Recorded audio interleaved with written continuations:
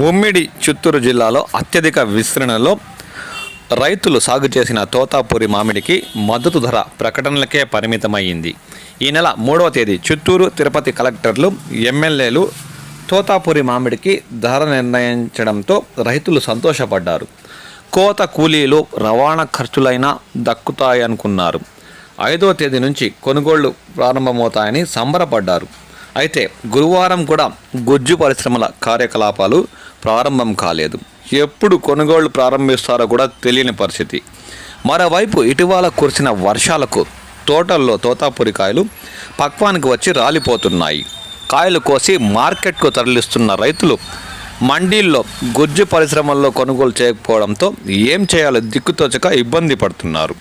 మండి ర్యాంపుల వద్ద టన్ను 5,000కు కొనేందుకు కూడా వ్యాపారులు మొగ్గు చూపడం లేదు. ఎందుకంటే మండీల్లో తోతాపూరి అమ్ముడుపోక మగ్గుతున్నాయి. ఇప్పటికైనా జిల్లా యంత్రాంగం స్పందించి గుజ్జు పరిశ్రమ నిర్వాహకులతో సంప్రదింపులు జరిపి తోతాపూరికి ఇంతకుముందు ప్రకటించిన 12,000 రూపాయలు టన్నుకు మద్దతు ధర ఇచ్చేలా చూడాలని చిత్తూరు జిల్లా రైతులు కోరుతున్నారు.